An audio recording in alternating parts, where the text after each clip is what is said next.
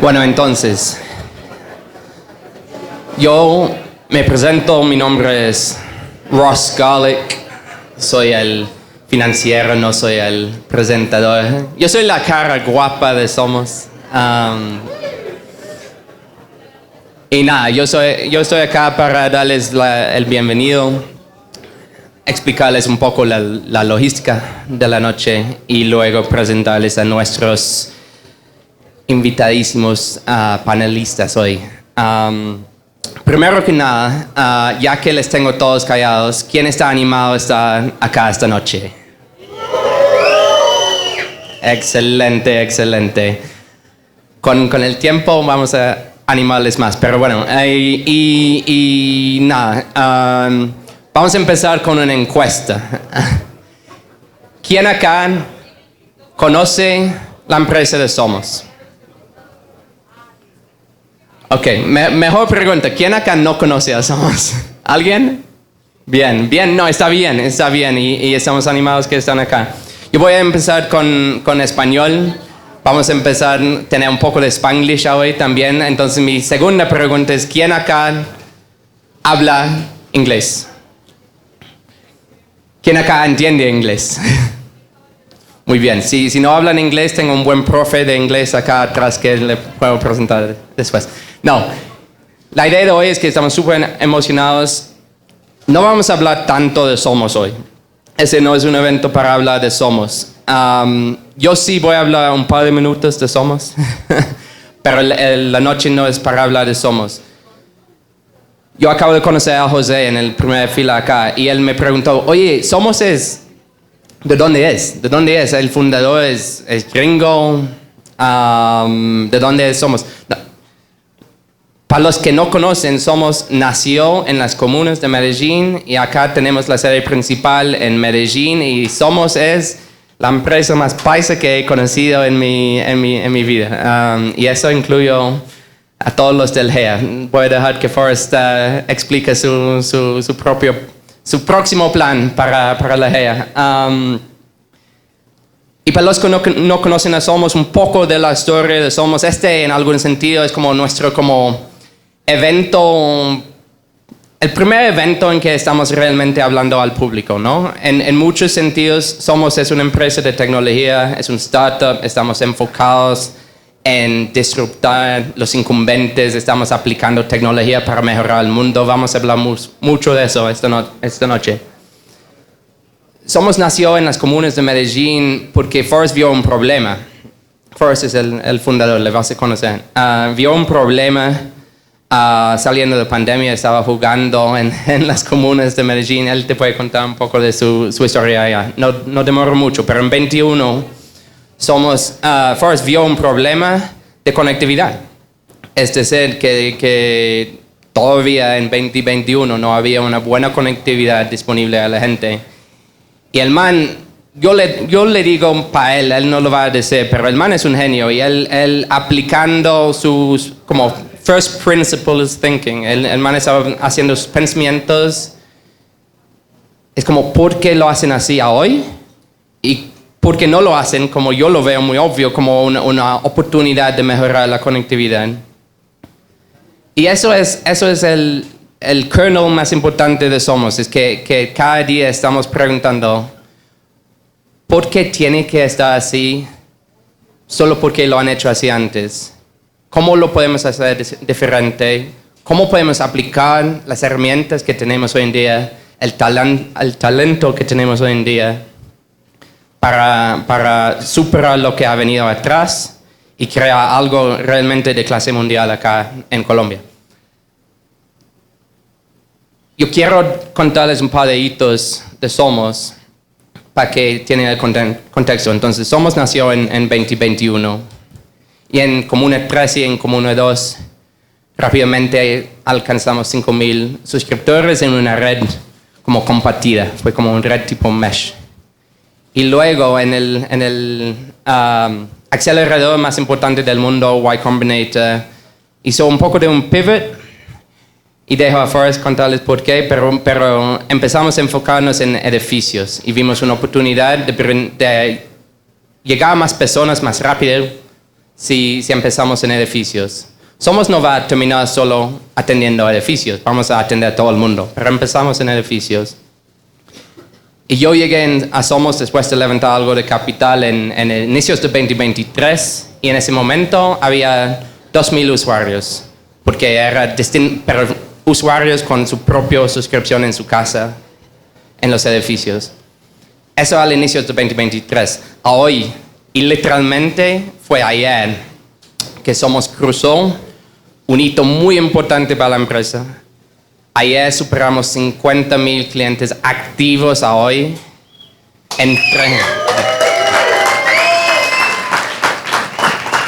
Gracias. Es un hito muy importante porque es solo el inicio. Es solo el inicio para dónde vamos. Y Somos está compitiendo y ganando contra los incumbentes de México, de Bélgica, que no voy a nombrar, pero todos los conocen. ¿Y por qué ganamos? Y yo creo que ese es el propósito de esta noche. Ganamos porque atendemos usuarios, les atendemos donde están, les ofrecemos un servicio más barato, no porque estamos para pedir plata, es porque estamos aplicando la tecnología para ofrecer algo más barato y mejor. ¿Quién acá es un cliente de Somos? No veo suficientes manos levantadas, pero bueno, vamos por ahí. Está bien, está bien. Todavía no, ya vamos para allá. Nada, yo creo que con eso yo tiene un poco más contexto de Somos. Hoy en día atendemos casi todos los municipios de Valle de Aburrá. Estamos atendiendo los primeros edificios en Río Negro y también contamos con una operación muy grande en Bogotá que hoy está creciendo demasiado rápido y vamos a tener un negocio en Bogotá en 2 años, en 1 año, que es igual de tamaño o mayor de tamaño que lo que tenemos en Medellín hoy. Estamos acá, estoy súper agradecido que me escuchen. Yo voy a cambiar ahora de lenguaje.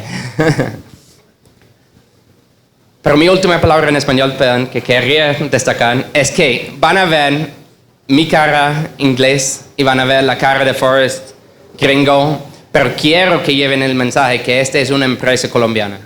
Van a ver que Forrest es lo más paisa que hay en esta sala, pero también Somos es una empresa hoy que cuenta con casi 800 empleados y tenemos 4 gringos y 796 colombianos y latinos que están contribuyendo a construir algo realmente de clase mundial acá en Medellín, Antioquia y Bogotá y en Colombia.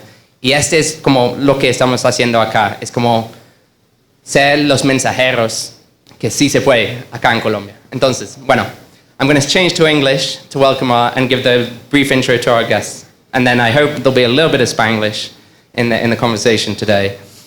Super fortunate to have our founder Forrest here today, but also speaking with 3 of our strongest supporters. And I think this is kind of the thread that links Daniel Vasquez, Andrés Acevedo, and Packy McCormick. I would say of the base of Somos has many supporters, and Somos would not be here without the support of many, many, many people. But I would class these 3 people as 3 of the people who I would say have the most conviction in what we're doing in Somos, and they share the belief that really we are building something world-class here in Colombia. And this conversation is not really necessarily going to be about Somos. This conversation is about that idea that we can build something world-class for the world from Colombia, and we're going to talk a little bit about that tonight. So just briefly, Daniel Vasquez is a partner at K50 Ventures. He was the first supporter of Somos. Daniel Vasquez, welcome to the stage. And round of applause, please. Probably Danny invested in Somos when it was literally a crazy 22-year-old running around the city on a electric bike, and I don't know we're all here today because he chose to support and back Forrest, so thank you, Danny. And I'll give you a chance to introduce yourself in a second. Next to the stage, we have Packy McCormick. And so Packy, for those who don't know, writes a blog in English that is, I've been reading since it came out. It's called Not Boring. And I think when we talk about optimism and using technology in an optimistic manner, there is nobody more qualified in the entire world, like literally in the entire world, than this guy, who just finished writing the longest blog post, but also the most optimistic blog post I've read in a very long time about technology and why technology can be applied to better what we're doing. And Packy, thank you for joining us today. First time in Colombia. So welcome, Packy.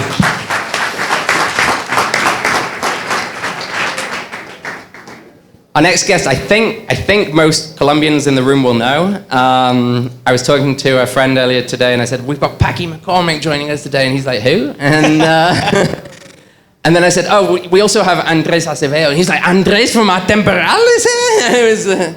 So for those who don't know, Andrés Acevedo is a writer and a very influential, I'd say, podcaster. Who here knows of Atemporal? Be honest, who here has listened to a whole episode of Atemporal? Very good, very good. Well, if you don't know Andrés, I highly, highly recommend Atemporal is his podcast. I'll give you a chance to introduce yourself as well. Andrés, welcome.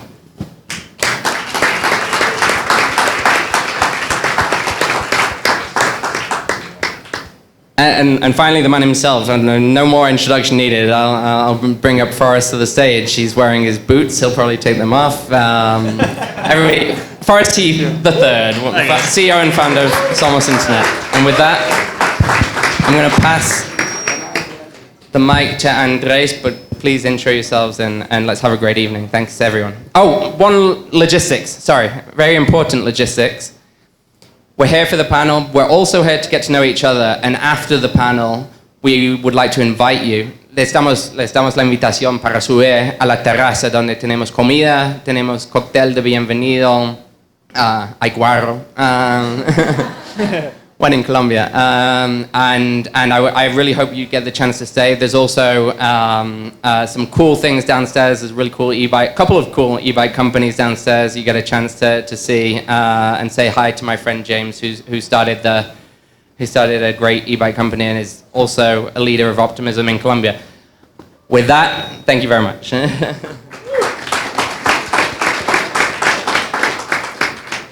Bueno, buenas noches. ¿Cómo escuchan allá atrás? ¿Bien? Bueno, pues muchas gracias a todos por estar acá. Thank you, Somos, for making this possible, for having me, and also these great guests. I'm going to be moderating, but really I would just like you to feel free to interact with each other because I know something great will come out of it. Today's going to be tough for me because I usually dwell on the past, and I rarely talk about the future. Also, you know, the shortest thing I do is 2 hours, and I don't think we're gonna go 2 hours. But, anyways, before we talk about the future, let's start with the present.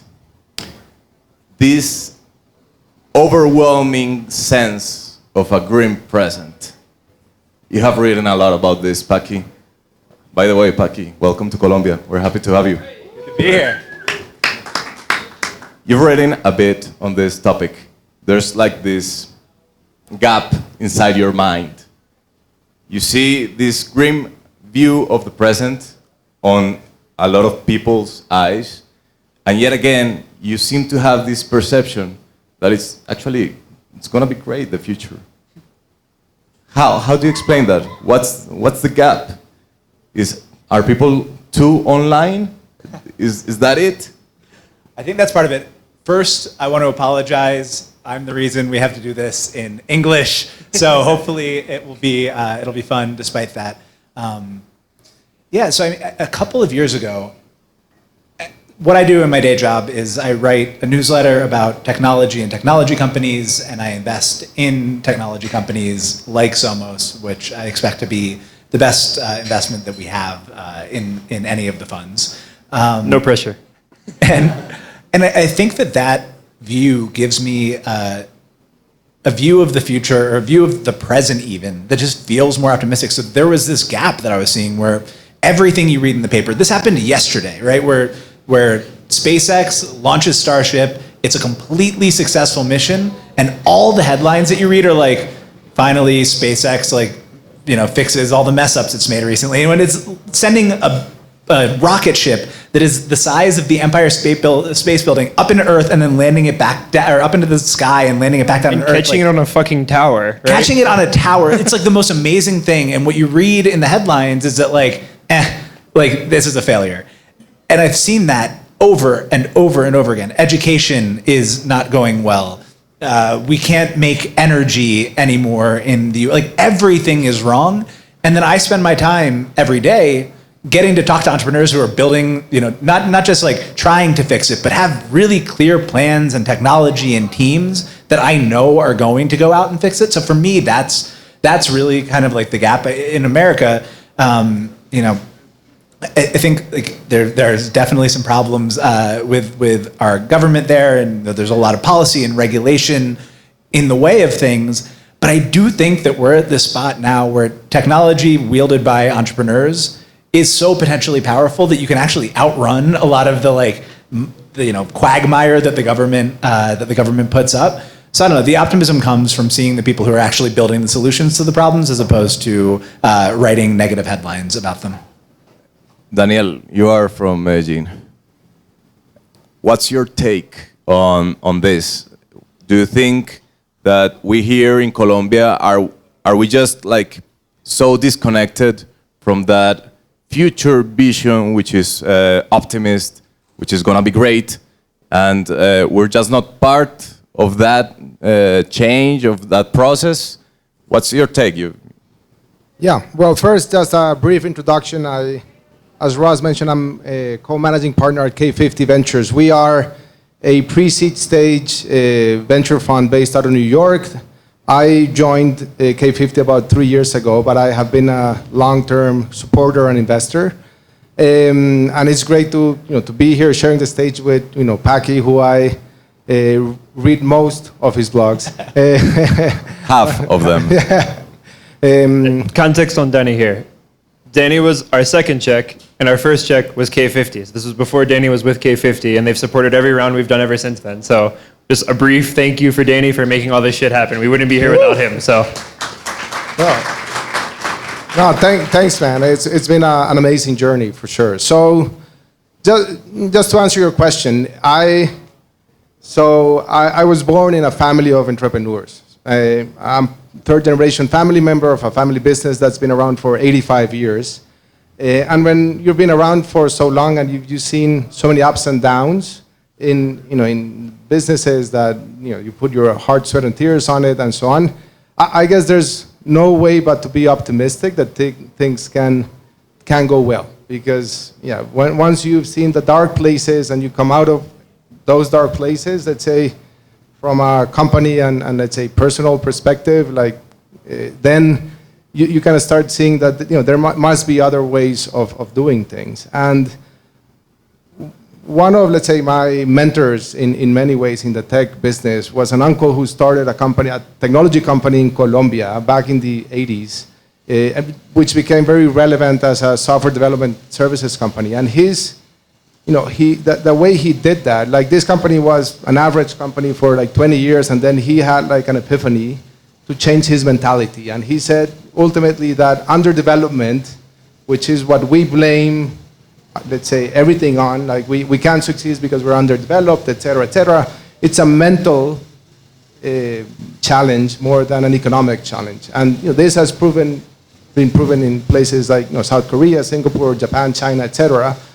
And I still think we as a society don't believe we can be successful. And that's why I kind of switched gears and I went from being an operator to being a venture capitalist is because I think we need an injection of optimism, and I think it's up to entrepreneurs on one end to bring that optimism, and I think it's, to be quite frank, in the context of Latin America, up to family businesses and, let's say, families who have the opportunities to back those entrepreneurs and make funds like Packy feel comfortable investing in a region, because otherwise, if local investors are not here, it's very tough for international investors to invest, because the question is, what do the locals who have the opportunities, the access, etc., know that I don't, and why are they not investing? So, kind of long answer to your question, but.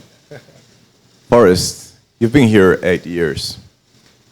Do we strike you as particularly pessimistic as Colombians? What has been your experience? Bien, okay. ¿Cómo vamos? Pues, no. One of my daily struggles in Somos is getting some of the smartest people I've ever met to actually realize that they're the smartest people I've ever met. And I have this conversation basically every single day with our engineers, our team.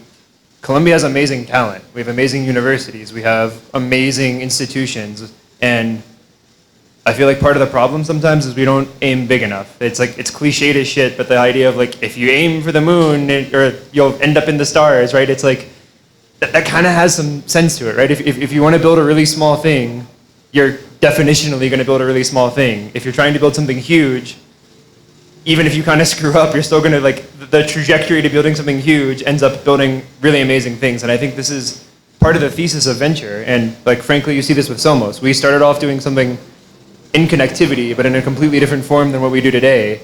But we were never trying to be a small internet provider in Medellín or like a local pyme. And I think this ambition, it's the missing gap between Colombia becoming Mexico or Colombia becoming South Korea. And pucha, we want to be South Korea, right? So the future. Packy, everyone's talking about AI, and here you are talking about techno-industrialism. What are you seeing that everyone else is not? Andres, can we start here? What is techno-industrial optimism? Give us the overview from Packy's perspective of where the world's going. Yeah, so my like long arc of history in 2 seconds view of the world is that for all of human history until about 1971, all of the innovation in the world happened in the physical world, the Industrial Revolution. I mean, the first person to figure out how to build a house or a cart or a wheel or any of that stuff. In about 1971, with the computer revolution, it became a lot easier to start building software. It became valuable to build software. You could build something high cost and then very high margin over time, and so make a lot of money as you grew. And to me, the half century that we've just gone through has really been kind of the software half century. And I think that's an amazing thing. I think there's a lot of people who are into hard tech who are like, software is BS. And I think there is no way that we have the opportunity that we have to build the things that we can build today. I mean, Somos quite literally delivers internet, right? Like, without the internet, there wouldn't be a Somos. Without all of the past 50 years of that development, there wouldn't be AI. And all of the interesting companies today building in hardware, I was just talking to the founder of Medellín earlier today, and earlier back here, and it's a combination of industrial equipment and software to make both the product and the manufacturing process itself better. So I think that we're in this incredible spot now where kind of the legacy companies that were built 50 years ago, if you look at the big companies in America, in auto before Tesla, it was GM, in airplanes, it's Boeing and Airbus. Like, these are all very old companies that, now Boeing airplanes are falling out of the sky. But now there's an opportunity. We invested in a company called Astromechanica that is building supersonic planes, and they can do that now because, one, the software is good enough, and two, electric motors have gotten powerful enough for their weight that you can actually turn your, you can be more efficient all the way up the curve and not have the trade-off between speed and efficiency that you always had. I think that's going to be Boeing. To Forrest's point, a lot of these companies are thinking really, really, really big about what the opportunity is, because now, for the first time, and I think this is a US thing, it's a Colombia thing, this is a the world's infrastructure is going to be rebuilt, and the world's big companies are going to be rebuilt on this kind of combination of electric products and software. And so it's all up for grabs right now, and that's kind of what the techno-industrial thesis is, and why I'm so optimistic. We shouldn't. I live and I have United airline status, and I have to fly out of Newark, which now means that every time I fly, I'm waiting in the plane like 2 hours on the runway because our airline system in the US is crumbling. And that's awful, and that can be cause for pessimism. But to me, it's also cause for a tremendous amount of optimism, because it means that now there's really an opportunity and a necessity for somebody to come out and build a company that replaces Boeing and builds a better experience, and the consumers are demanding that. Something so simple there. This has always struck me.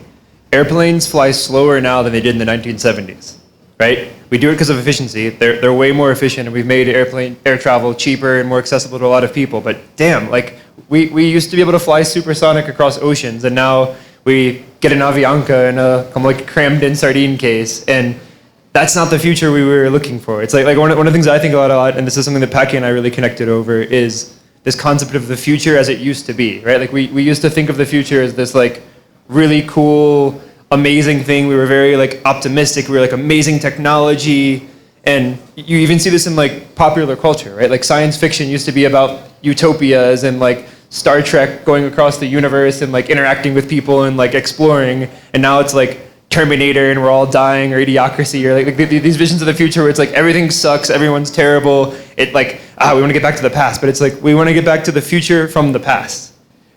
There's this book that is kind of like the techno-optimist Bible, Where is My Flying Car, by this guy, J. Storrs Hall, and it's about the fact that, you know, we used to have plans for flying cars, and we thought it, like back in the 50s and 60s, that it was imminent. That like we were making them. Like there were literal flying cars. That like it was a car that could fly, and then stuff happened and we stopped making them. And there's a million reasons. There's a great website, WTF happened in 1971, where like all of these things converged in 1971 to slow down progress.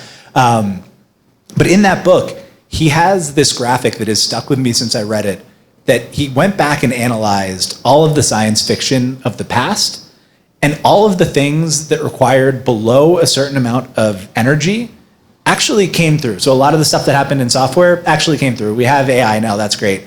Pretty much nothing that required, you know, over that threshold of energy has actually been built in those past 50 years, which is, you know, one, damning, but two, it means that there's this like pot of ideas sitting out there waiting to be built that can now be built better because we have better technology.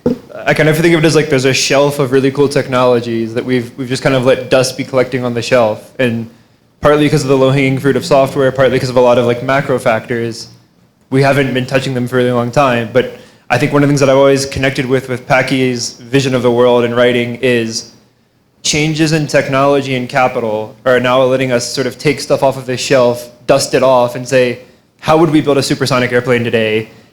Critical point there. Like one of the reasons this company is so cool is the Concorde could never fly across the Pacific, right? Like the most interesting thing would be Los Angeles to Tokyo, or like China to San Francisco. Like if you could actually go at Mach 2 or 3, you're taking a journey that is 14 to 18 hours and making it into a journey that's 4 hours. But we could never do it with the Concorde because we didn't have enough efficiency, because we didn't have the electronics, the software, these different systems. And now with the changes that are happening today with software, with new industrial systems, somebody can contemplate making a plane that can go faster than the Concorde, further than the Concorde, and that opens up all these new markets. And I think this is what's really interesting about the moment we find ourselves in now, is all of the work with software, all the work with venture capital is letting us now take down these concepts that we were thinking about in science fiction in the 1960s and 70s, and now we can actually make them, and make them cheap, and scale them to people, and like build an awesome future. And I wrote that the long piece that they referred to yesterday was about this electric stack. So all the things that go into making electric products now, that's lithium-ion batteries and maybe other chemistries, that's neodymium magnets and motors, that's power electronics, and that's embedded compute, like microcontrollers inside of these products. Over the past 35 years, I drew out the curves. All of them just go like this. The cost of that stack has decreased 99% over the past 3 decades, which means now those components, like it's much harder, Forrest can tell you this better than I can, to combine those into products, but the cost of those products are cheap enough now and available enough that you can start mixing and matching and building all sorts of things on things that would have been way too expensive to do before. I think there's an opportunity here in particular, certainly in the US. Like a big part of this story was, in the West, we innovated, we came up with the battery chemistries, we figured out neodymium magnets between the US and Japan. And then at some point over the past 3 decades, and it was normally in about the 1990s, all of that moved over to China.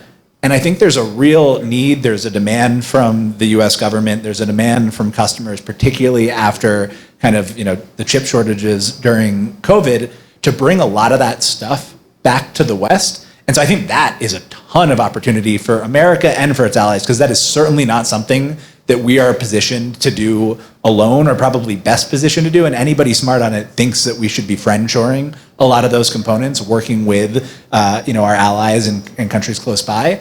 And so I don't know, I think there's opportunity up and down the stack. What do you think would happen if, according to your piece, we have energetic China and just a very intelligent US? What do you think it will happen to progress? Yeah, so a lot of people are very excited about AI. And I think that AI is super cool. To write this piece, I could not have done it without using AI to help research and draw these curves. A lot of people are building better versions of software products with AI. But I think China and America are making almost two opposite bets. It's very weird because you think of China as more closed and America as more open. But if you look at the frontier US models, they're all closed weight models, right? Like they belong in the labs. Nobody knows exactly how they work. Nobody knows what the weights of the models are. China, on the other hand, is leading the world in open source models. Like Alibaba has Qwen, there's a company called DeepSeek. And these models are like not quite as good as ChatGPT 5 Pro is, but they're really, really good. One of the reasons people think that they're doing that is because the US has restricted chips to China. And so if they don't have the most cutting edge chips, maybe by open sourcing, you can bring in all of the developers, you can start getting companies to use those open weight models, and maybe you can like iterate your way to a better model. I think they're making a different bet, which is that they own the entire stack. They produce 2.5 times as much electricity as the US. They manufacture 90% of the neodymium magnets that go into every motor. They produce at least 75% of the world's lithium iron phosphate batteries that are going into cars. Tesla had a different bet on batteries and finally kind of came to see it China's way, that is like probably the right battery for a lot of EVs. So they control the physical piece and they control energy. And so their bet is, let's just commoditize intelligence, and whoever owns the ability to turn that intelligence into physical action is going to win. America's bet to me seems like actually way more ass backwards, which is like, I don't know, we'll make really, really smart models and then they'll figure all of that stuff out. But that is not how it works. The models have to be able to talk to machines. People need to go out and build factories and build products with these, and AI is not going to do that anytime soon. And so I think it's a good thing for humanity that AI exists, and it's also a good thing for humanity that we all need to get to work to go build a lot of the things to turn AI into physical products that give us abundance, whether that's planes or internet or houses or flying cars. Put another way, energy is the limiting factor of so much of this stuff, and China's building how many nuclear reactors simultaneously now? How much gigawatts of solar are they bringing online? 26. I mean, solar is like, it's not even worth looking at the charts. Like, it's nauseating. China owns solar panel production. And still compounding, right? This is the thing that's fucking crazy. Is like every single year they're adding more production. I'm curious to hear, and I'm taking Andrés' role here, asking the question, but what do you think a region, let's say, and a country like Colombia, a region like Latin America, can do to just not simply be a spectator in the China-US, let's say, struggle for power in AI? So what's the region's role when you say friend shoring? I suppose let's say we qualify mostly as friends still. Yeah. Depends on the day. Exactly. So what's the play? What do you think it's the role LATAM can do to be a protagonist, and so that the AI revolution doesn't just go beyond us? Yeah, I mean, I think it's going to be a physical revolution, and from what I've heard from everybody today and seen today, and heard from Forrest about the team at Somos and the engineering talent here, generally, this is a country with a ton of physical engineering talent, which I think is going to be critically important. A ton of labor that wants to help build these types of things. Smart entrepreneurs and passionate entrepreneurs, all of that matters. But I've talked to a bunch of companies that are going to be, maybe they're doing battery pack assembly, but they need to buy the cells. Right now, they buy them from China. They want to bring that capacity back here, and they're not going to bring it back to the US. Right now, I think the probably like best bet is that they bring that to Mexico, but I don't think there's any reason that has to end up somewhere like Mexico as opposed to somewhere like Colombia. And I think you can do that with the entire stack. You also don't just need to be component providers, right? Like Somos is putting together, assembling a bunch of components into high value products. I think it's very up for grabs. And if you have the industrial legacy that Colombia has, if you have the engineering talent that Colombia has, and if, depending on the mood of both of our respective leaders, we're friends at any given time, I think like there are partnerships to be built there. Do you have any thoughts on that? Knowing what you know about Colombia, what would you think interesting, ambitious role would be for Colombia in this new era?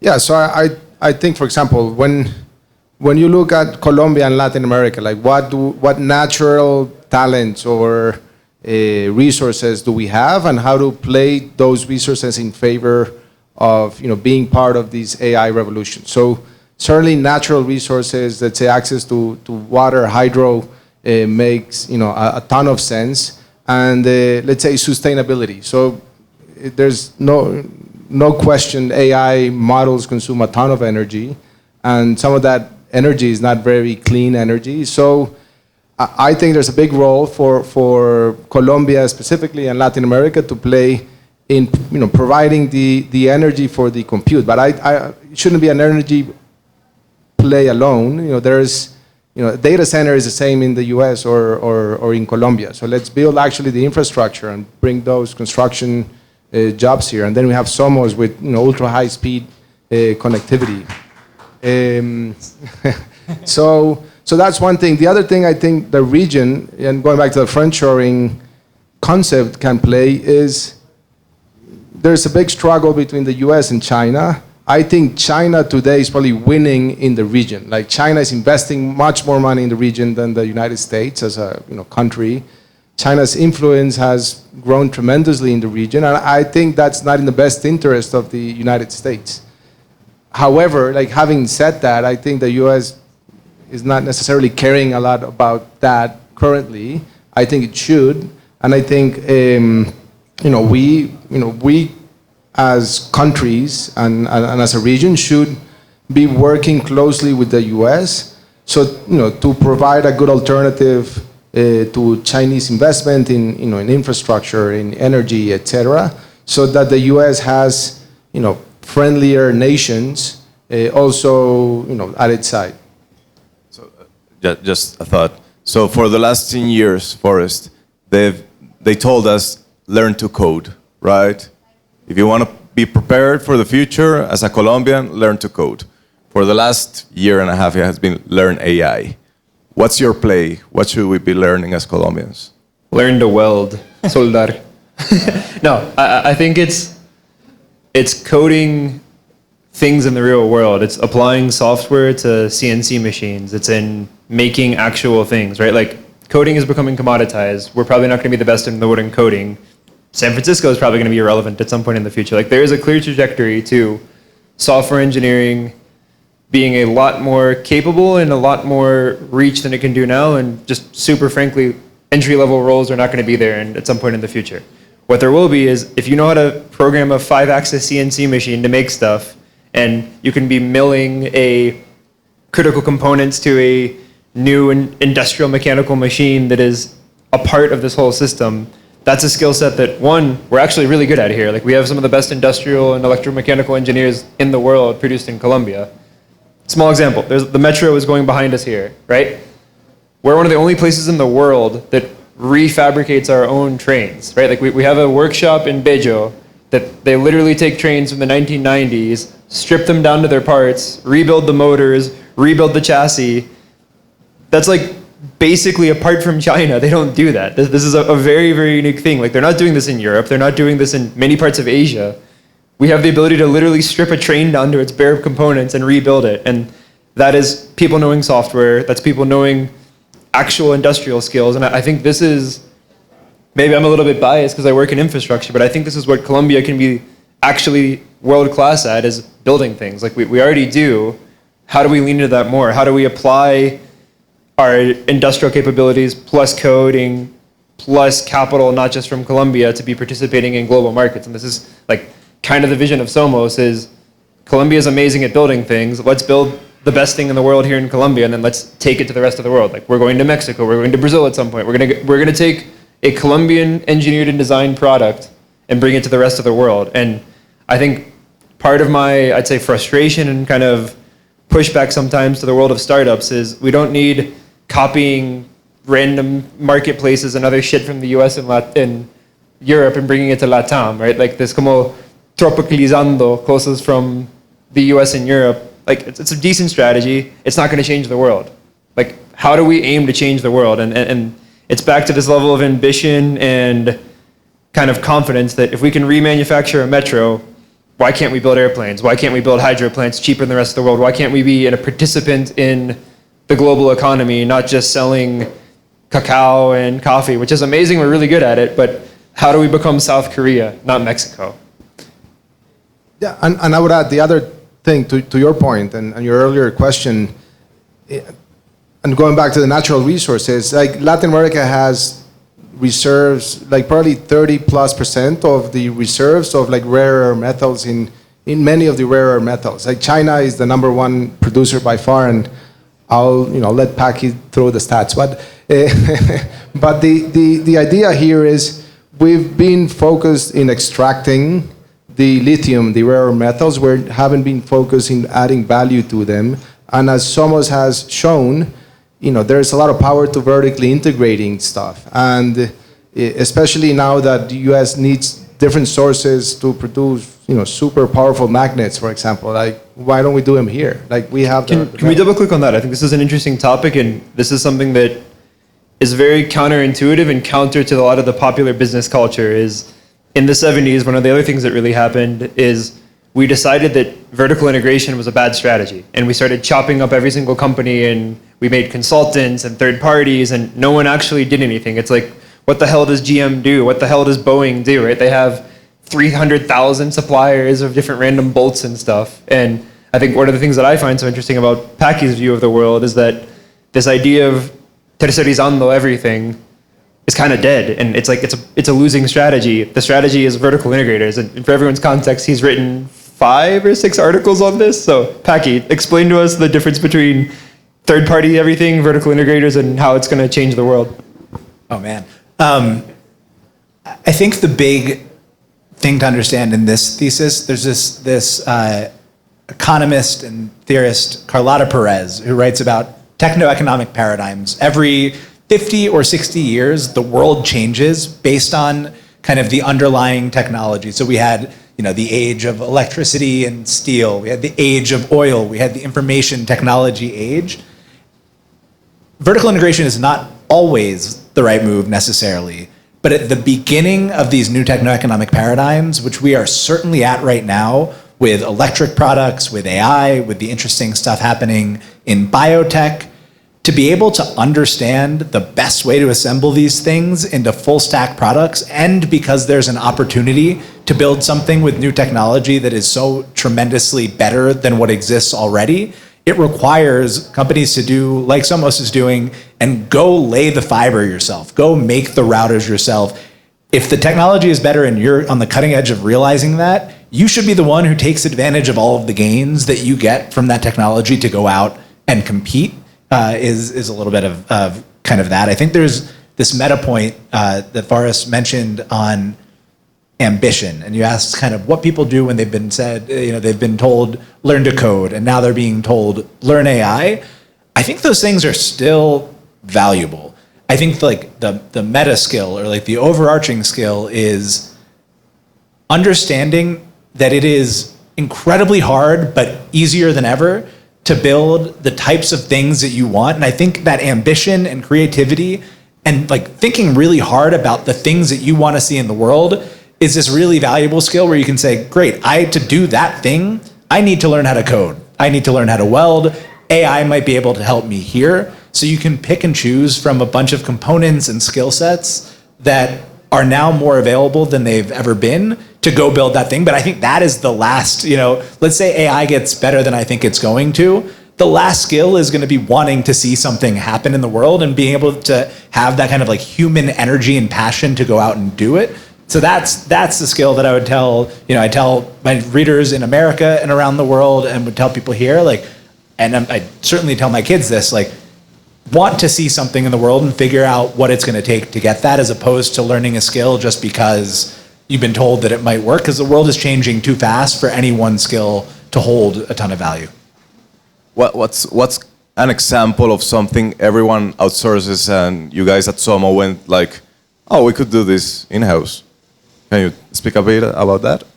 I mean, if you look around all these orbs here, I think this is the most visual and specific example is nobody in telco makes anything. They go buy stuff from China, they go buy stuff from 3 or 4 different companies that make all of the modems, all of the stuff that goes inside your home.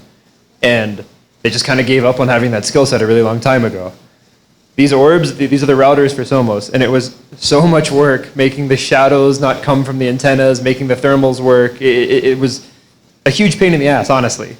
But the result is we have a really, really cool router that I'm proud to have in people's homes, and I think is a physical representation of actually making amazing things. It's the portal into the internet, and it's only possible because we make the firmware, we build the network, we do the design of the PCB, all of these different things integrated together. There's literally no way that Tigo or Claro could build this, even if they wanted to. And it's not just limited to their local competitors. Verizon doesn't do this stuff, like Telecom Italia, right? Like the world over, everyone just said, we're a telecom, we don't build routers. And not only is it much better, but these are actually way cheaper to build to make a really, really amazing product. Like some of the people that have Somos here, we used to have these smaller routers that were pretty good, but they were a version that was more expensive to make than the new amazing stuff that we're making now. And we're only able to achieve that because we took that all in-house. And I think it's a small example, but it's like you're able to make a better thing cheaper that is more aesthetically pleasing. And in a nutshell, this is deflation, right? And I think this is the power of vertical integration done right, is it's disinflationary, not inflationary. And that's what makes the world awesome. And the first time that Forrest and I spoke, he told me this stat that I had to look up because I didn't believe it. But tell them about the R&D line item at all of the big telcos. Yeah, I mean, they basically don't do R&D, right? You're like, you go try to find Verizon's R&D, and they pay some consultant to make a nice report saying that we do R&D. There used to be a world where everyone, like Bell Labs was this incredible industrial lab that literally made most of the modern world, and it was the R&D lab of AT&T back in the day. Everyone gave that up in the 90s. And it's this incredible thing where, man, like you build the internet. Your job is to make an internet product, and you're putting zero effort into trying to get better at doing it, right? It's like, I'm going to be a bodybuilder, but I'm not going to go to the gym. Like how the hell is that going to work? And it seems so obvious you could put it in that term, but this has been the popular thing for companies for a very long time, is basically explaining super happily to the markets and in their quarterly earnings how we don't really do anything, but we make some money. And I think there's like another lesson from Somos on this point where like I wrote this whole vertical integrated thesis. I was like, this is the way the world's going. And then someone sent me the deck of a company that was trying to be a telco. And I was like, no, that's too vertically integrated. That is too hard. Like you can't actually compete with the telcos. And then I met Forrest and he had a plan, and the plan is made up of a lot of these like little decisions that compound and make a better product than exists. And so I think this is true on a like company thinking about bigger company level. I think it's true on a country thinking about other country levels. Like I think a lot of people assume that you can't just do things, and like you really like the grown-ups are not in the room. Like there are a lot of things that need to be solved by whoever wants to go out and solve them.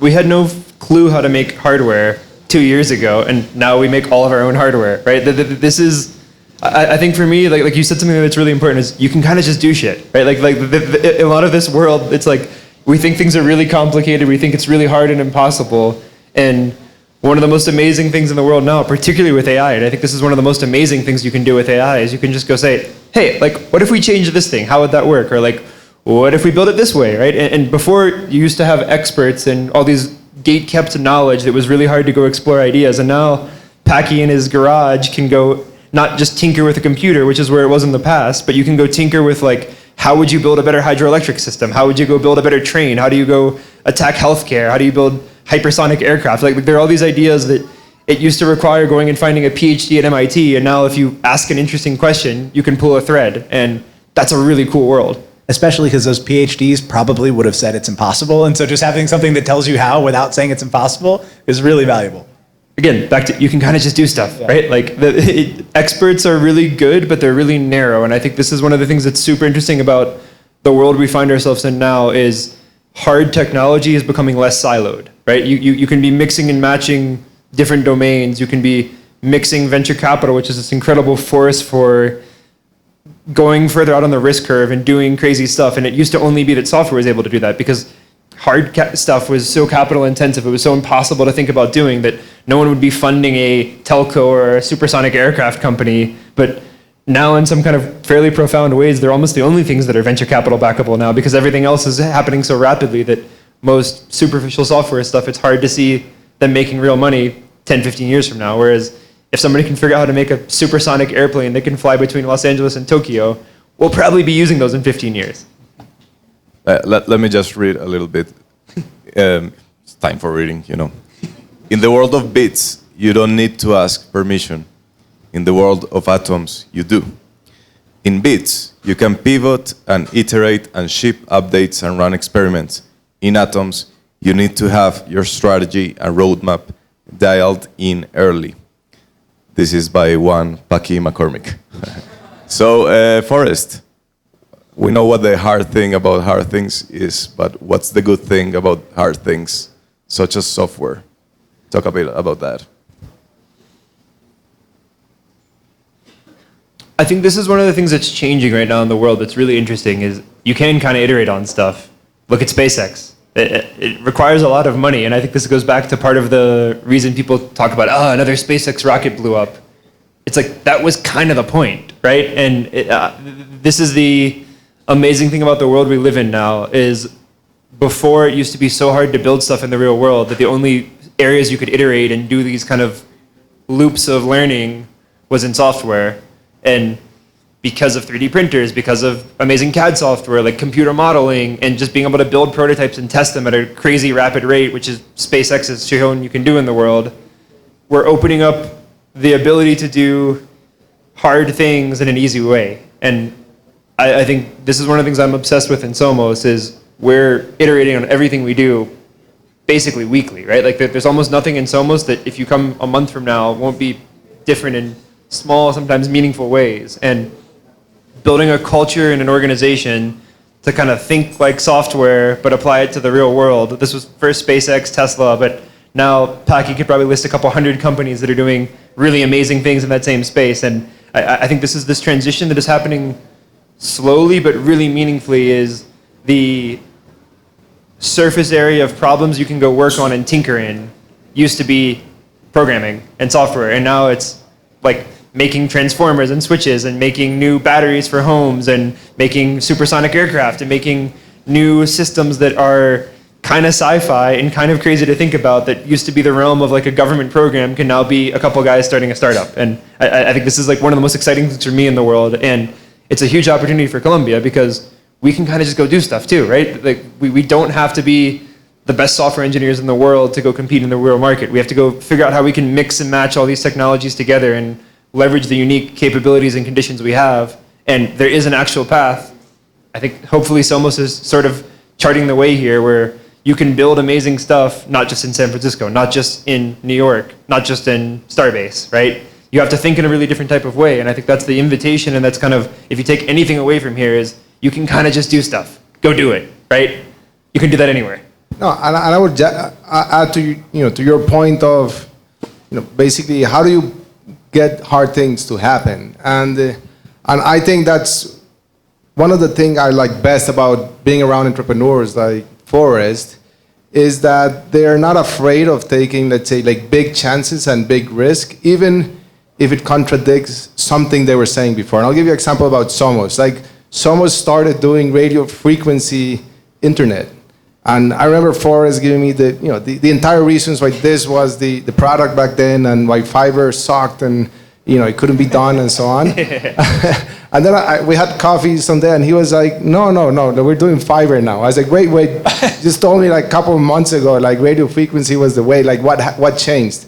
And Forrest was like, yeah, we started seeing, looking at the cost of fiber, laying fiber, et cetera, and we realized, this is, much better. So I think this is what happens to legacy companies and to PhDs and to experts in general. They get too set in their ways, and then they're so set in their thoughts and ways that it's very hard to change. And that ultimately the hardest thing. So again, going back to underdevelopment being a mental challenge, I think we as a country and as a region, we need to learn how to iterate better, how to feel better iterating, and how to feel better even kind of letting go and pivoting from where we were 2 weeks, 2 months, 2 years before. And Forrest and Somos is amazing at that, and it's just wanted to share that story. Packy, let me just get your thoughts on this, and I think next we're just gonna open up for the public to ask questions. Help me lay out this thing, because I'm not a very tech guy, as you clearly have seen, but I think if you look at the recent success stories, maybe not recent, but like maybe the last decade, there seems to be an idea behind them, which is remove friction. That seems like to be like what explains success. Like, I don't know, Uber, right? You don't need the friction of going into the street and hailing a cab. Here in Colombia, for example, Rappi, which is you don't need to get into your car, then go to the supermarket. It just makes your life more convenient. Do you think that's gonna change? Is value gonna be found elsewhere, not necessarily in removing the friction? That's a great question. And again, I think what friction, right? What? Depends what friction. It depends what friction.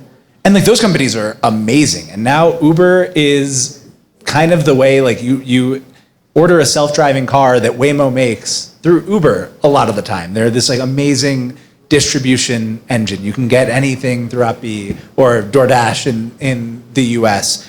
Zipline is like, I went out to Zipline's facility and they're flying drones to deliver Chipotle in the US now. And that will probably be ordered through, to start, the Walmart app or through the DoorDash app. And so I think like those pieces of real estate have been claimed, and now it's about like actually physically making things better by making the self-driving cars, by making the drones that deliver things faster. The techno-economic analysis is what they call it, of like how this thing, if like the components do what you think they're going to do, and look at the business model and the cost of making the thing, like will this thing make money, and what happens as you scale it? And like the analysis on drones, of all things, drones delivering burritos is like way better than people going out and delivering burritos. And so there are a lot of these opportunities to build really big companies. I would also say like the biggest companies in the world, Tesla is, depending on the day, $1 trillion company. In the private markets, depending on the day, SpaceX is the most valuable private company. The last bunch of investments that I've made have all been these kind of physical things that, I think maybe you can look at Uber and DoorDash and all of those companies as a way of saying, like, with all the existing stuff that we have, how can we add software to like do all of that stuff, deliver it kind of more seamlessly? And I think now the next thing is like, all right, cool. How can we actually do things better? And to Forrest's point, totally change the economics on those things so that we can get deflation, so that humanity has better capabilities than we would have had before. A lot of the big companies that we talk about now falling apart started by doing this, right? Like Boeing made hard things, GM made hard things, Standard Oil did hard things. You can build really, really big companies doing hard things. And so I think it just, again, it's like a matter of timing. And I would imagine, we're sitting here in 50 years and there might be another opportunity to do like an Uber of the future that works on some crazy futuristic technology that we don't even know exists now. But we're in the phase now where like the actual thing has to get better now that like the delivery of the existing thing is fine kind of as is. It's like solving friction, not just in coordination, which is what a lot of these software things did and created so much economic value, but solving them in, can we literally just make a burrito go faster, right? Like a human can only deliver a burrito so fast on a bike or in a car in traffic in a congested urban environment. But if you can just make the burrito go faster in a drone, that is reducing a bunch of friction. But you're not just trying to solve the like marketplace friction or the coordination friction. You're literally saying for a joule of energy or a watt of energy, how fast can I make a burrito fly? And those are the problems that are really exciting and actually end up making Rappi available in Santa Elena, right? Like think of something as small as that, where it's like places that are not the densest part of the city now becoming the scope of doing delivery because you can fly much further, much faster a burrito than we could when people were driving it. And there's so many problems like that across the world that it's attacking not just the coordination friction, but the physical and energy-based friction that unlock all this economic activity. The same way that like cars did when we transitioned from horses to cars. And I mean, like, I hadn't thought about this, but Colombia as a country with a lot of land that's like kind of hard to get to. You were saying going to Bogota like requires going over a bunch of mountains. Really benefits from drones, really benefits from flying cars. Like there's all these technologies that seem very, very futuristic that are maybe a couple of decades away at most on the flying car side that I think reshape how different areas work. And so I don't know, that's not like a specific thought, but just more the landscape is changing and like new opportunities are going to open up as these things happen. And so there should be some thought about how you would take advantage in the off chance that this crazy stuff does actually happen. Daniel, let me ask you something. You allocate capital. Where do you think value is going to be? Are you as skeptic as these guys about software? Are you leaning towards the hard side of life also? Tell us a bit about that. Yeah, so I think all these questions are contextual ultimately. So a lot of the frictions that have been solved in more developed markets are still to be solved in our markets. So that means you know software still has a long way to go to get more digital adoption in the region. And I think there's good software opportunities. What's that challenge? Let's say from an investor perspective is the market is no longer assigning the same future value that it was before, because let's say the market usually leads in from developed markets. And you know, at some point there's convergence and multiples that are applied to developed markets might be applied to emerging markets.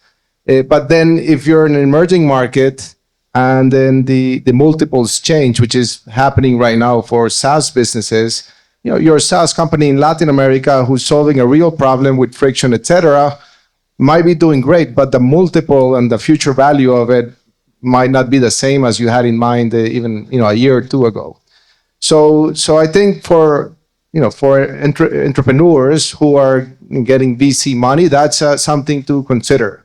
It's also something that we as mentioned, like where am I seeing the value?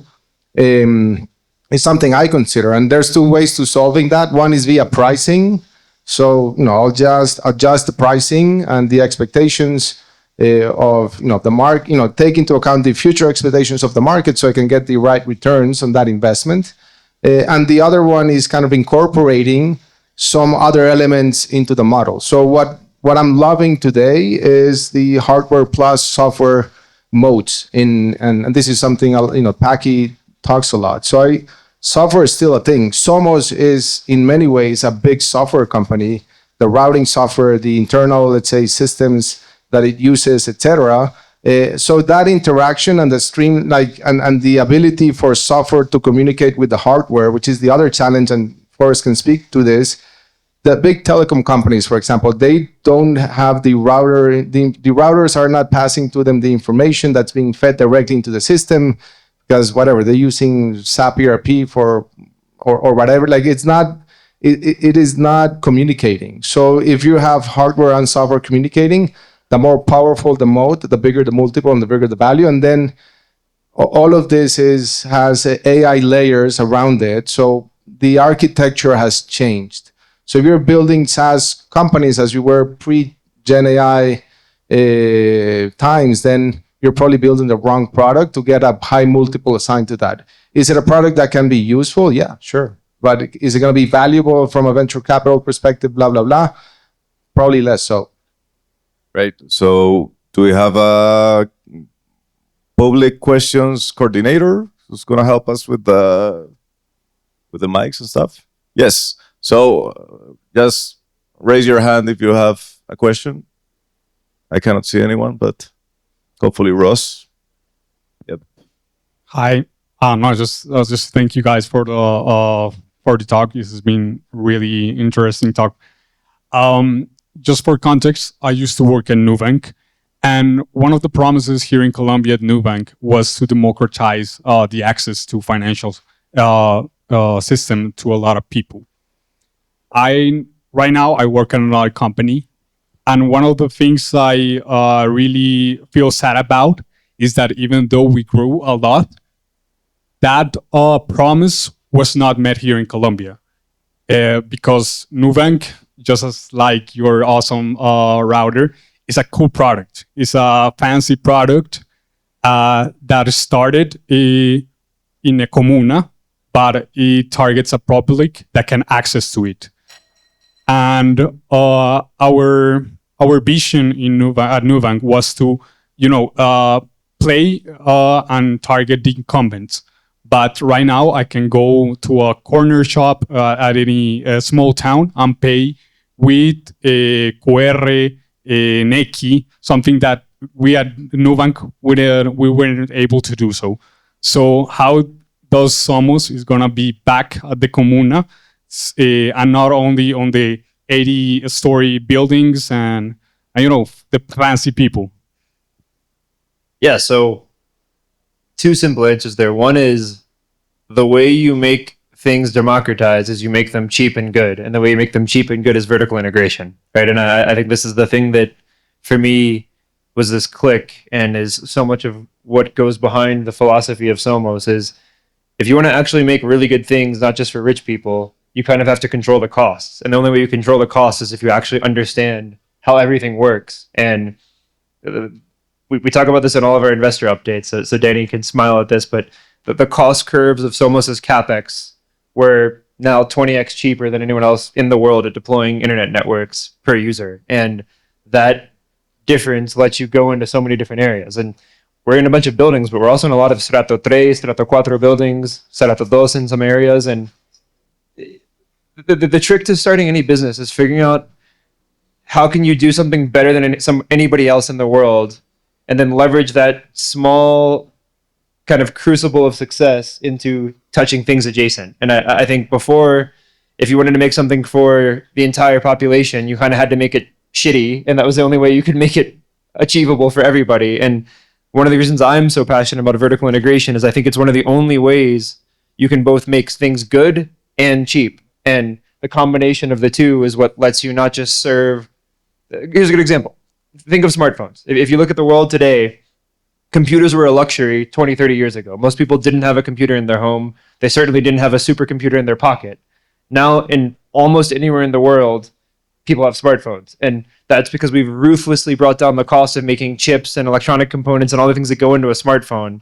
And now, for the price point of what would otherwise be a pretty basic thing in a lot of other parts of the world, you can access smartphones. Or motorcycles is another great example. There was a world where motorcycles were an incredibly expensive and hard thing. And this is one of the things that I find so amazing about what Danny and his family have done is motorcycles have massively democratized transportation in Colombia, right? There was a moment where people basically were taking buses or walking or having these super long commutes, and they didn't have agency. And in driving down the cost of internal combustion engines, you deflated away the cost per transit. And I think this is the simple solution is vertical integration doesn't just let you build defensible companies, but it lets you cause deflation. And deflation is the way that we make the world actually better, right? It's the reason we have running water. It's the reason we all have electricity now. Like there's all these things, and this is sort of the pre-1970s vision of the world is everyone is my market. I'm not just going to make stupid handbags that are at 900% margins, right? Like this is one of the things that honestly pisses me off in the world today is we spend so much time making bullshit that it doesn't really matter because it's easy, and we spend a bunch of time doing marketing and doing all these campaigns around making effectively useless shit attractive to people, because instead of trying to make actual changes and like making supersonic airplanes and awesome internet and self-driving cars, we're like, shut up and have a handbag, right? And I think it's one of the counterpoints to all the optimism we have here is there is a lot of forces in the world that are just trying to sell you crap that you don't need, and it's a really, really easy way to make money. Whereas building vertically integrated things, like doing the work to make things cheap and good at the same time, is really hard and requires a lot of effort and a lot of capital and a lot of engineering. And I think if I were to sum up what makes Somos different and what I think makes this vision of vertical integration and like techno-optimistic future is you can cause deflation by making real things and getting really good at doing it. And it's something we used to do as a society, and we used to hold really high in regard, and we kind of gave up. And I think the winds are starting to change back towards the way you make really iconic companies, the way you make Danny really excited about funding you is going and saying, we're going to go make basic things better and cheaper for everybody, and the entire world is our market. But I want to follow up with the actual question. Do you foresee Somos eventually being able to have enough let's say mass and users to go back to the roots and go back to the we're in buildings now. We're doing a bunch of engineering to go into houses and less dense areas, and the ultimate vision is that we can go to literally every part of a city and massively improve the connectivity there at a cheaper price for better speed. And the way you do that is through tech and innovation. And we started with buildings because it was an easier technological approach. And now, because we're getting to scale, because we're getting really good at making products and designing software and building these complex integrated systems, you start expanding the serviceable market. And the ultimate idea is we want everyone to have Somos. We want everyone to have cheaper, better internet, and kind of go up to their friend and be like, dude, why do you have this other guy? Like, just have you lived under a rock? Like, use this better, cheaper thing. It's como bueno, bonito, barata, como el modelo crepes, pero por infraestructura básico. Me dicen del back office que las preguntas pueden ser también en español. Sí, sí, sí. Y aquí traduciremos en ese caso. Ross, do we have any more questions? Yes, I have a question. In Spanish or English? Cualquier huevón. Hágale. Okay, so we are in a city where you have a lot of events about innovation, a lot of talks, a lot of catchphrases, buzzwords like think outside the box, dare to do things differently, to fail. I have done myself a lot of those talks at my former job, and it felt somewhat like shallow, if you want. I have known Forrest for maybe 7 years now. I have never heard him say think outside the box or any of those buzzwords. The thing that I felt was compelling about him was that he was able to see the big picture of the industry, but at the same time to fix my router. So what would be a good message for the entrepreneurs or potential entrepreneurs out there beyond the usual catchphrases in order to have them going with things that create an actual impact? Like get real could be one, I don't know, solve real problems, but at the same time going beyond the usual business models, trying to push the envelope further than with the traditional paisa mentality of doing business. Packy? Looking at you. Go on. Above my pay grade. Yeah, no.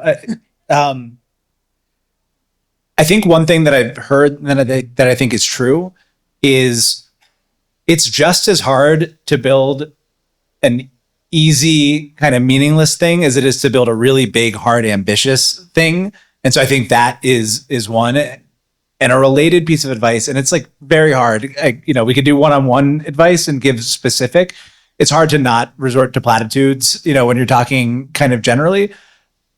I would put this back on the kind of like individual level here though, which is like, there are a shit ton of problems in the world. Like the pessimism that we talked about to start the conversation is like clearly not made up. There are problems everywhere in the world. There's probably something that really annoys you, and you probably have a skill that can like help solve that problem, or know somebody who has the other part of the skill that can help solve that problem. And so like, don't just do something because you think you can build a valuable company because like 5 years ago, somebody started something that was valuable because of that. And you think like, you don't really care about it, but you know, it'll make you rich potentially, because that will never, ever, ever work. But if there's something that you can bust your ass on and apply your skills to that you really care about, that you think is a real problem, I think like actually there's more economic opportunity in doing that. And so I think maybe the exercise here is like not to think outside the box or you know, dream big or whatever, but to like really sit with what is the thing that is broken that I think, you know, I can contribute to making better. And like, even if you fail on that, like you're going to, I think, get a lot of meaning out of going out and trying to do it. So don't do things because you think it's going to make you rich. Like do things because you want to see them made better, and you'll probably get rich. That first bit you just said, it's as hard to do some easy, mediocre, meaningless shit as to do a hard thing. Can you just speak a little bit of that rationale? Because for me, it's always... Forrest talked about this a little bit earlier, right? So if you went out right now and used AI to vibe code an app, the ease with which you can actually build the thing means that to like get it in front of anybody means you are going to have to be engaged in like the hardest marketing battle of your life. You're going to be spending a ton of money acquiring customers. Nobody's going to care about the thing that you're building. You have to stand out. Good luck getting people to come work for you because there's 50 other things that are exactly like that. So if you make the easy decision up front, you're just like, you know, backloading a bunch of really hard things that are not only hard, but like hard and probably not achievable, and hard in a way that doesn't actually add value. Whereas if you choose to take on something hard, like it could totally fail, right? Like it 100% could fail. But the hard things that you do are like kind of uniquely hard to you, and you're going to uniquely be the one to have solved them. And so if you can get through that initial hard thing, then like a lot of people are going to like, I've met a lot of the people at Somos today and they're awesome. And I would imagine that is because it is this like very clear, unique, compelling, and hard vision that they can apply their skills to. Or if Forrest can go to somebody and say, hey, do you want that shitty internet for $20 a month? Or you want this awesome internet for $10 a month? Like that's a really easy marketing challenge, and you know, it's harder than that. And I'm not, you know, diminishing the work. Like every piece of this is going to be hard, no matter what. But if you can do hard things that then put you in a spot to be differentiated and alone, you're gonna have to like not spend a bunch of time doing almost impossibly hard but like meaningless things on the back end. It's like you're fighting entropy, not fighting irrelevance. Right?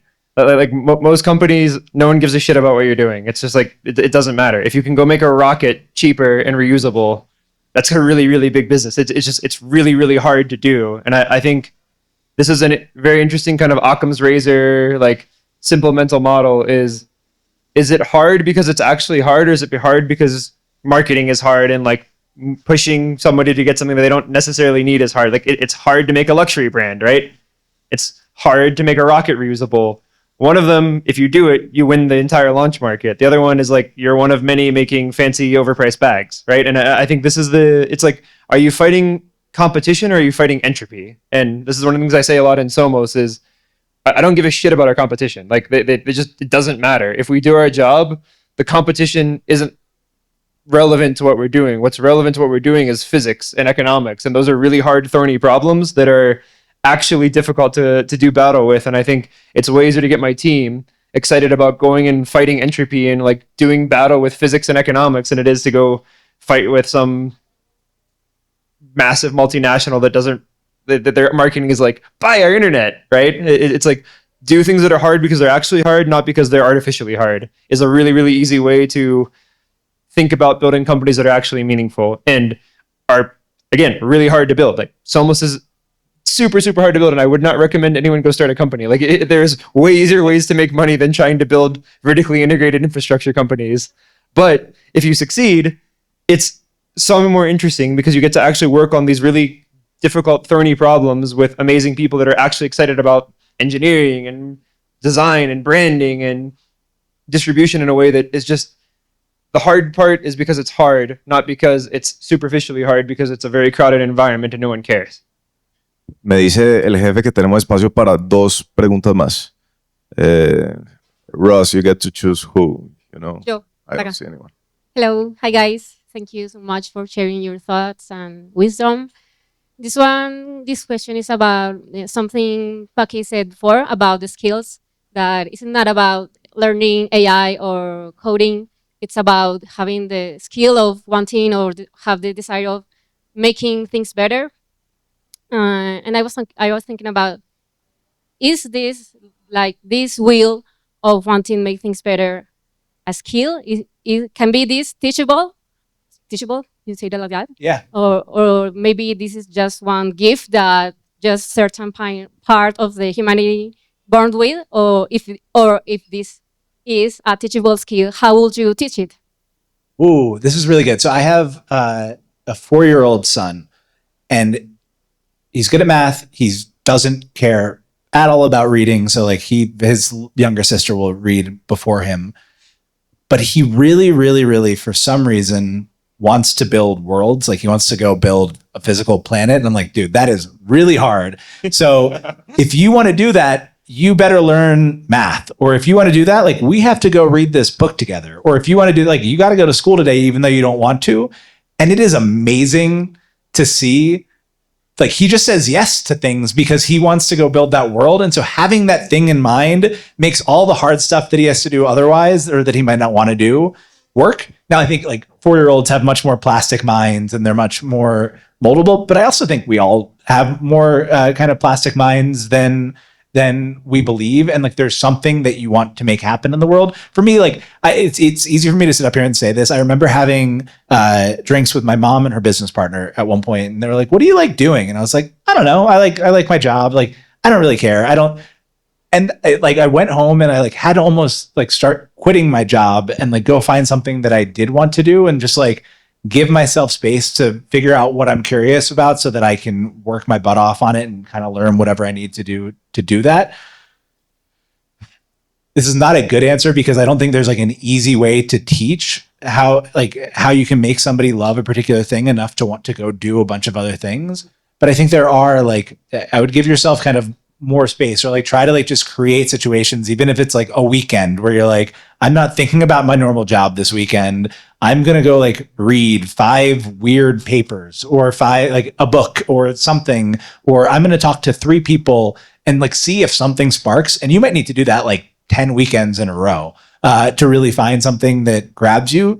But there is a real feeling. And I think probably most people in the room have felt this at some point. There's like a different feeling you get when there's a problem that you really want to solve, where you get into flow and you're just like, oh shit, I'm going to work 24 hours a day on this thing. And I'm going to solve like down to the micro level because I really want that thing to get fixed. And so I don't know if it's teachable, but I would say like, go try to like explore and find that thing. Cause I think it's like a very, particularly as a lot of the skills get commoditized, like a very valuable thing to have and just like a more fun way to kind of go out and live as well. So not a great answer, but it's worth the exploration, I think. I just want to take a moment to appreciate that your son is obsessed with terraforming and he's 4. This is the most Packy thing I could possibly hear. No, and if I may add, and this might be controversial, I think one of the big enemies of sometimes doing something really well is the whole concept of work-life balance. Like, and work-life balance could be great, but if you want to really be focused and do something, you have to be obsessive about it.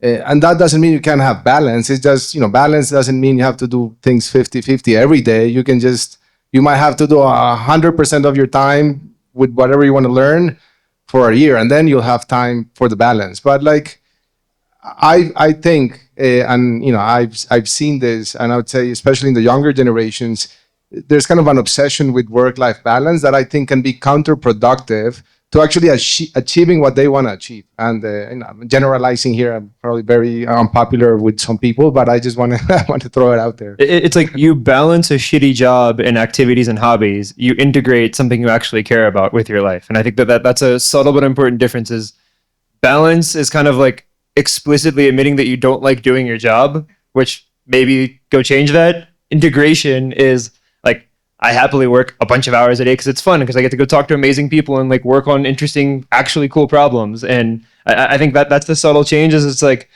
balance is required when you don't like what you're doing. Integration is like Packy woke up at 4 a.m. today to go write his article and get it out because he likes doing that. And it's like, I think that's the thing that differentiates drive and interest, and like try to go find that. And maybe it's not in the thing you're doing right now. Maybe it's a thing you're doing on the side, but cultivate that spark of curiosity, cultivate that thing that makes us human. Is like, most other animals don't go and do creative, interesting things. Like that's what makes us humans, and that's what makes us special. And it's like, go be creative and tinker and build and do awesome stuff in the world.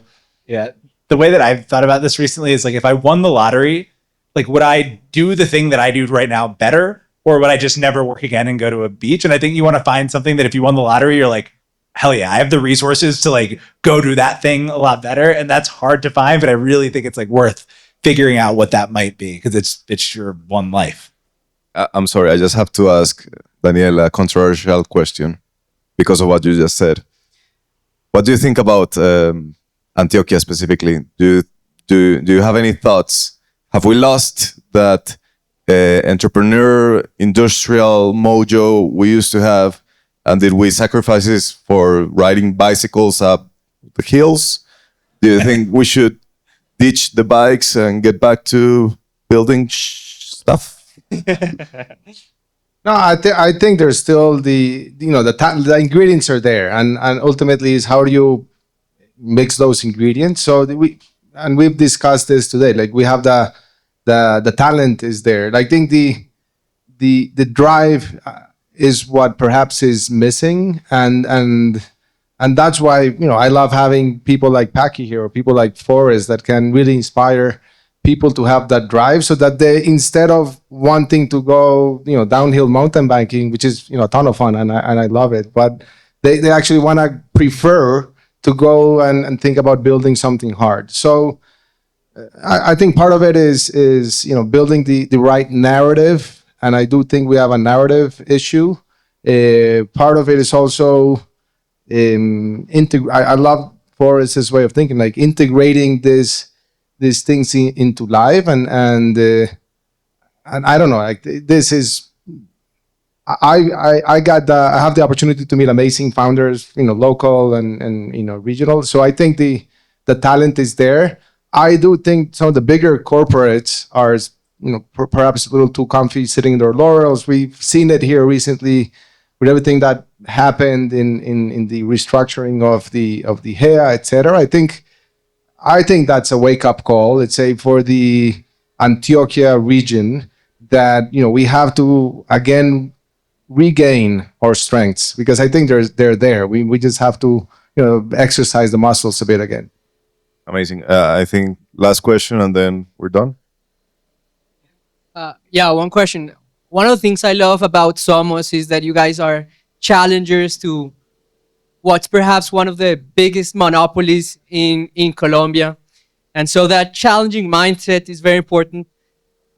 How do you guys think about AI? Is AI actually being disruptive, or are the big winners with AI being the incumbents? And is it actually opening up the space for challengers?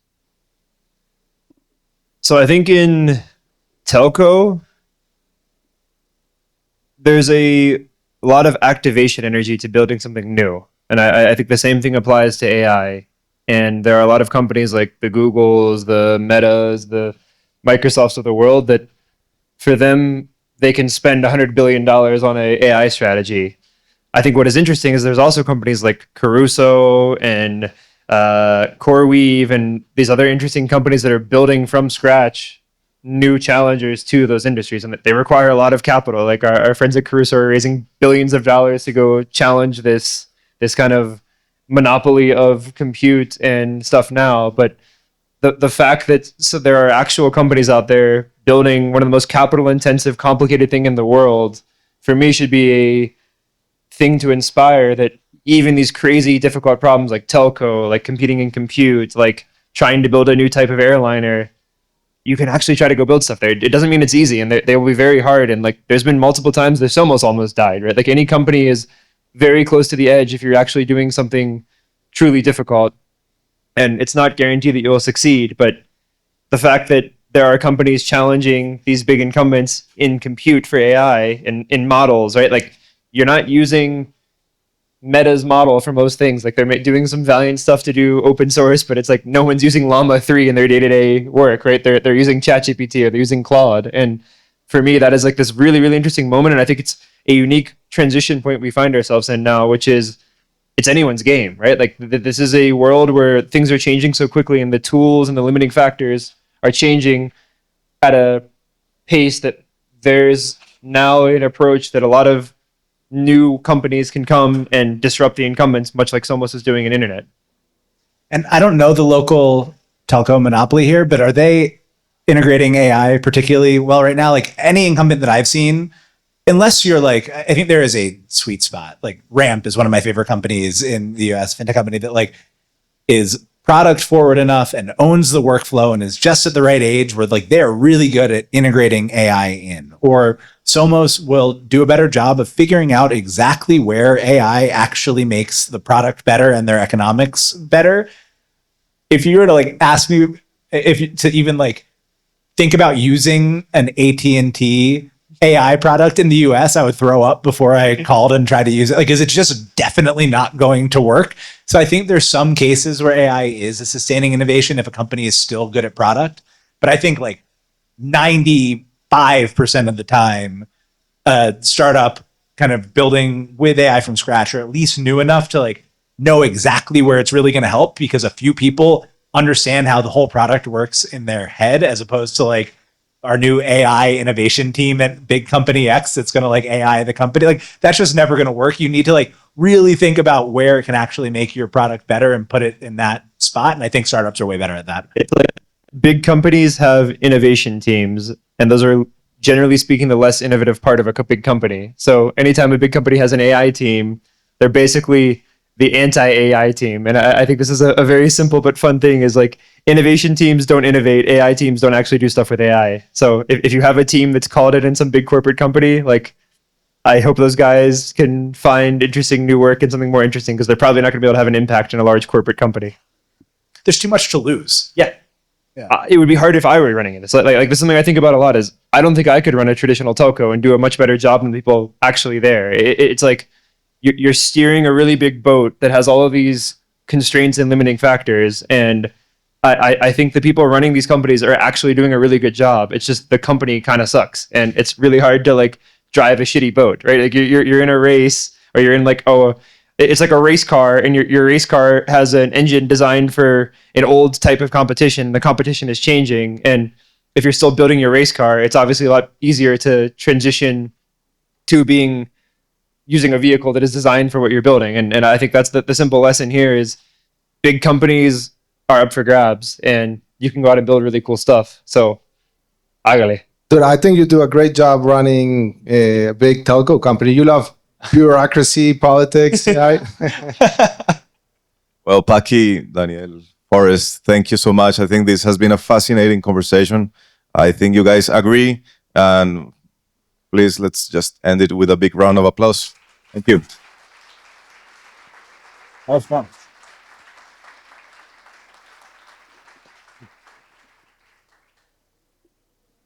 Gracias a los panelistas. Podemos seguir la conversación en la terraza. Entonces, bienvenidos arriba para un cóctel, comida y charla con nuestros panelistas. Muchas gracias.